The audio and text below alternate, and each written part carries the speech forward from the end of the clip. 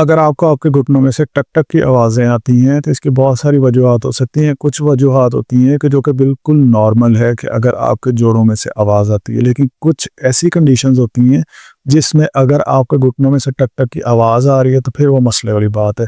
Normally जब भी हमारा घुटना मूव करता है, तो हमारी ऊपर वाली और नीचे वाली हड्डी आपस में इस तरह से फ्रिक्शन क्रिएट होती है इनके बीच में। अगर इनके बीच में से रबड़ रिमूव हो जाए, कार्टिलेज रिमूव हो जाए, ग्रीस कम हो जाए, तो टक-टक की आवाज़ें आती हैं। और इसके अलावा आम रूटीन में अगर आपकी ये ग्रीस या कार्टिलेज बिल्कुल ठीक हो, तो आपके घुटनों के बीच में जो साइनोवियल फ्लूइड होता है, इसके अंदर बबल्स बनते हैं, उसके फटने की वजह से आवाज़ आ सकती है। सो एक अगर तो इस तरह से गैस बनने की वजह से यानी बबल्स की वजह से आवाज़ आती है, तो ये बिल्कुल नॉर्मल है।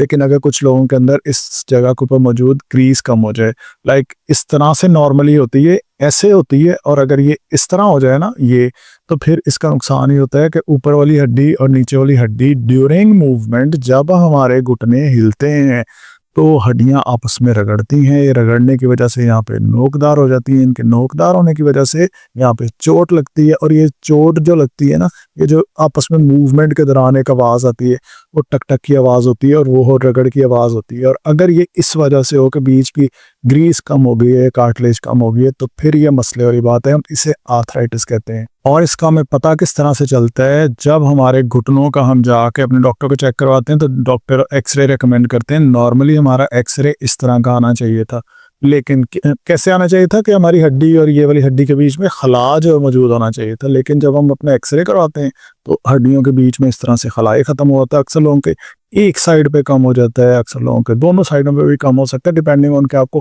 कौन सी स्टेज है घुटनों के कार्टिलेज खराब होने की। अब क्योंकि हड्डियां आपस में इस तरह से जुड़ जाती हैं, जब आप मूवमेंट करते हैं, अपने घुटने को हिलाते हैं, तो आपके घुटनों में से टक टक की आवाज़ आती है। तो अब इसका हल क्या होगा?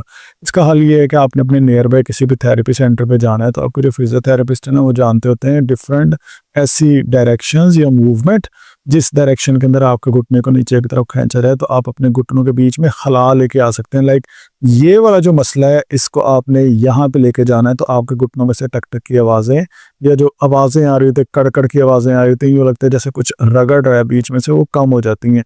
दूसरा इसका तरीका ये होता है कि आपने इस तरह से बैठना है और अपने टखनों के साथ यहाँ पे वज़न बांध लेना है। बस इस पोजीशन में आप इसके अंदर स्पेसिफिकली आप 2-2.5 किलो का वज़न इस तरह से बांधे, 2-2.5 किलो इधर और 2-2.5 किलो इधर बांधे। अब अक्सर लोग कहेंगे कि हमारी एज 60-70 साल है। मैं आपको ये लगा के बड़ी-बड़ी कोई मूवमेंट करने का नहीं कह रहा हूँ, सिर्फ़ और सिर्फ़ लगा के बैठना है। नहीं तो फिर आप अपने नज़दीकी किसी भी थेरेपी सेंटर पे चले जाएँ। आपको जो थेरेपिस्ट हैं, वो डिफरेंट डायरेक्शन में मूवमेंट करवाएँगे। और इसके अलावा अगर आप चाहें, तो इस तरह के जो एंकल वेट हैं, ये आप घर बैठे भी ऑर्डर कर सकते हैं इस व्हाट्सएप नंबर के ऊपर राब्ता करके। इसके अलावा एक वर्जिश होती है जो कि आपने करनी है। अगर आपके घुटनों में से टक टक की आवाज़ें आती हैं, इस तरह की बॉल रखें घुटने के नीचे, इसको ज़ोर से नीचे की तरफ दबाएं, 10 सेकंड के लिए होल्ड करें, 6 से 7 दफ़ा ये वर्जिश करनी है। तकरीबन 10 से 15 मिनट के लिए इस पोजीशन में बैठना है। हर 2 से 3 घंटे बाद ये चीज़ें करें। आप देखेंगे कि आपके घुटनों में से जो टक टक की आवाज़ें आती हैं, ये काफ़ी हद तक कम हो जाएंगी।